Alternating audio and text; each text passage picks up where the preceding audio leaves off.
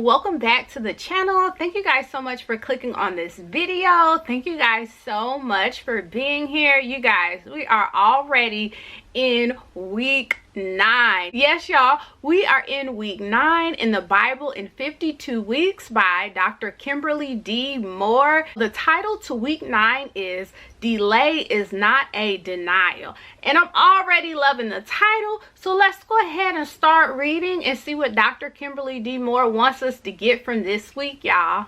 Last year, I was on a plane from Texas to North Carolina that was redirected to another destination mid-flight.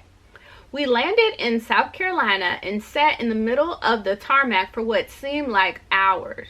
Many on board complained because they were missing their connecting flights. Many complained because they had been traveling all day and just wanted to get home. Eventually, I started to complain too. As we waited, the pilot continued to say, "Thank you for your patience. We will be getting to your destination very shortly." Each time we heard that statement, it sounded like nothing but an empty promise. What we didn't know was that the pilot was avoiding flying us through a storm. We didn't know that because he'd been steering clear of the storm. We had been in the air for so long that the plane needed to be refueled to complete its journey. We were doing all that complaining, not knowing that the pilot was taking the necessary measures to keep us safe. That reminds me of a story in Numbers 14 when the children of Israel were delayed access to their promised land. In this chapter, the children of Israel are instructed to get off their present course of travel, turn around, and take the long route through the wilderness, a journey that would last 40 years. God told them they couldn't go the short way because there were enemies waiting for them that they weren't prepared to fight. He made them go the long way through the wilderness, but the wilderness was purposeful. It disciplined them, trained them, and prepared them to live as promised land people. In the wilderness, the naysayers died. A new generation of believers was birthed. It did not take 40 years for God to get the children of Israel out of Egypt. It took 40 years to get Egypt out of the children of Israel. God delayed their arrival, but he did not deny them entrance into their promised land. Many of us have questioned God and even complained because we felt like we were delayed and thrown off course. Many of us have felt like we should be further along than we are. Let me encourage you, as I encourage myself, to hang in there just a little while longer. I know things may not be going the way you want them to go, but just know that you will walk into your promise. If you're like me on the plane, you might get frustrated because it feels like you're just waiting around for no reason. But you have to know that while you have been delayed, you have not been denied. Yes, yes, yes, yes, yes, y'all. I love it, love it, love it. Okay, guys, so in this week, the author is encouraging us that a delay is not a denial. The author is really honing in on our patience. We have to be patient and diligent with God and what he has for us. And a lot of times things aren't going to go fast, and that's okay because the path is being made clear for you. So it's okay. Don't worry about that. Don't sit in a place of complacency and don't sit in a place of complaining because all things are working together for your good. They are. If you serve God, all things are working together for your good. So even if it's not happening right now or happening right when you want it, it's okay. Everything is purposeful and everything has a time and a timeline, so it is okay.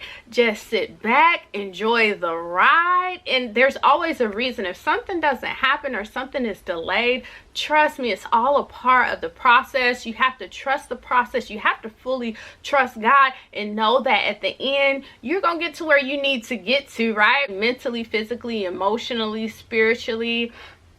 Just enjoy the process. And we live in such a microwave world. I know it's so hard to really take that and accept that, but it's so true. We have to just be patient, and not only be patient but be diligent in our waiting.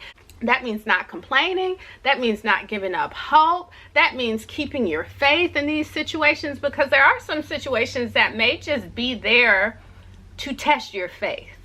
That's all that it may be, to say, are you going to give up? Or are you going to keep believing and you're going to keep going? Which one? So we just have to continue to be diligent, and we have to continue to trust in God, and let's do it not complaining. Like, okay, stuff is going to come up, but that's okay. Our God is greater. Our God is so much greater than the things that come up. Hang in there. You got this, and we will get to that promised land. Okay, guys, so now let's get into the points to ponder. Right, number 1. What area of your life do you feel is being delayed, and why do you feel that way? Number 2, how have you handled the delay? Number 3, after reading Numbers 14, do you identify with Joshua and Caleb, or do you think you would have been in agreement with the 10 who came back, and why? Okay, guys, so this week the author did not leave us with actions for the week, but she did leave us a little prayer. So I'm going to go ahead and read that prayer to you. Dear Lord, help me submit to the process of delay. Help me wait patiently and trust that your plans for me are definitely for good and not for evil. Father, I pray for wisdom while on this journey. Help me not look right or left, but keep my focus on you, the author and the finisher of my faith.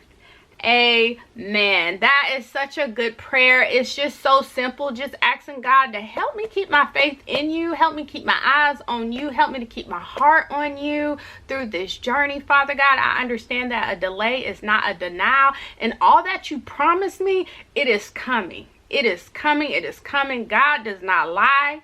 If you ask for something and it is in his will and it is good for you, y'all have to remember, God's not going to give us stuff that's bad for us. He's not. So if there's something that you're asking for and it is good and it is good for you, it will happen. God will give it to you. He's not going to keep nothing good away from you. He won't. All right, guys, so we are going to get into the daily readings for week 9.